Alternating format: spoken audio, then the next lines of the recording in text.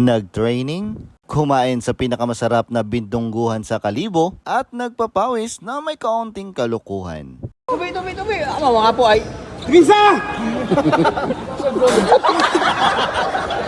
Abaw! Yo, what is up sa inyo mga bossing? Abaw! Eto nga mga bossing, pumunta kami sa Kalibo at kasama ko dyan ang mga referees ng Malay mga bossing para sa aming refresher course. Abaw! At eto pala yung driver namin mga bossing, si Cons Dandy. At kasama na rin natin dyan mga bossing ang mga kagrupo natin from Boracay. Maaga nga kaming umalis mga bossing sa Malay at pagdating namin sa Kalibo, eto nga't nagmahaw muna kami mga bossing. Dito yan sa sikat at masarap na bindungguhan sa Kalibo. Dyan bala sa Daluptulay. Yes, I know mga bossing na marami nang nakakaalam dito. Paano ba namang hindi sisikat to mga bossing? Ay napakasarap naman talaga ng kanilang bindonggo dito. Na for only 70 pesos mga bossing ay matitikman mo na ang kanilang bindonggo na may kasama ng rice. Dagdag kondisyon nga to mga bossing sa mga kasamahan nating referee bago mag-umpisa ang aming refresher. Maliban na lang sa mga referee nating diyang merong lubat. Abaw! At pagkatapos nga namin kumain dyan mga bossing ay tumungo na kami sa aming venue. Dito yan sa Aklan Catholic College mga bossing sa may Pastrana, Kalibo. At pagkadating nga namin dito mga bossing, eto nga't nagpa-register muna kami para maklaim namin ang aming uniforms. At syempre patunay na talagang nag-attend kami sa 2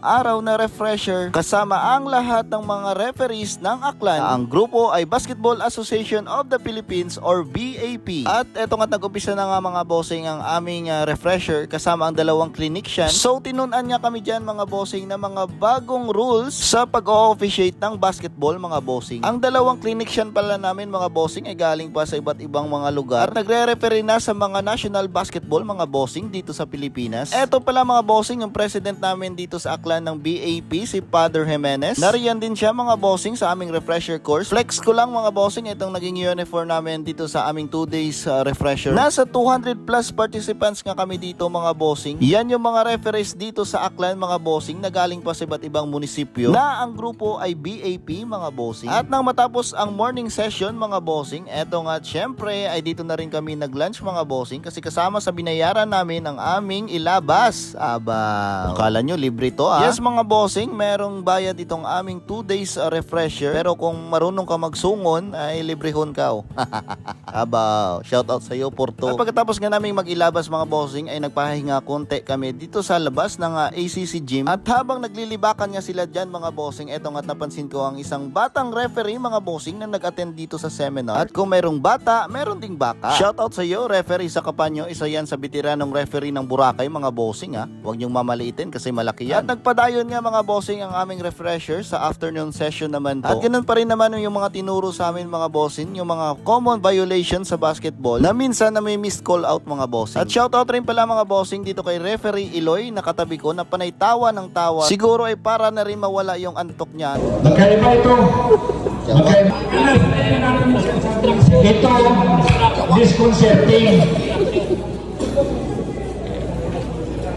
Kailangan na. So ulok lang ng ulok dyan si referee Iloy mga bossing 10% seminar, 90% tawa. Aba. At nang matapos na nga mga bossing ang refresher course ng isang araw, eto nga't nagmahaw muna kami dyan at nagpangape. Kasi pagkatapos niyan mga bossing ay merong laro itong mga referees natin. Pero bago yan ay nagpa-picture muna tayo sa mga clinician natin mga bossing. At syempre hindi yan matatapos mga bossing kung walang group photo ang lahat. No? Kung ganyan kadami mga bossing ang mga referees at table officials dito sa Aklan na ang grupo ay BAP at di pa dyan kasama yung mga absent mga bossing ha? At pagkatapos nga nilang magpa-picture sa akin mga bossing, eto nga't maglalaro na ang mga referees natin mga bossing. Syempre kami ang team Mabra mga bossing, yung mga referees ng mainland Malay at ang kalaban nila ay ang Kalibo mga bossing. So yung mga kasama nating mga referees mga bossing ay mga dati ring players yan. So eto nga't nag-warm up muna sila mga bossing at syempre shoutout sa coach namin diyang si Coach Lolong na ginawang game board ang styro box na aming pinagkainan mga bossing kasi nalipatan niya yung game board no. So kung dati kang players mga bossing tapos nag-referee ka ay malaking advantage din talaga yon kapag gusto mong pumito sa laro ng basketball mga bossing. At syempre dadagdagan mo lang yung tibay ng loob dyan mga bossing. I-expect mo agad mga bossing yung reklamo ng players, ng fans at ng coaches mga bossing at dapat kakayanin niya ng dibdib mo.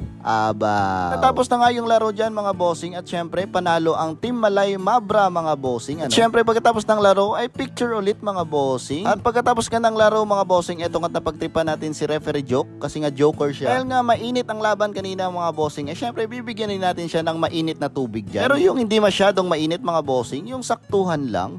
Tubi! Mga po ay...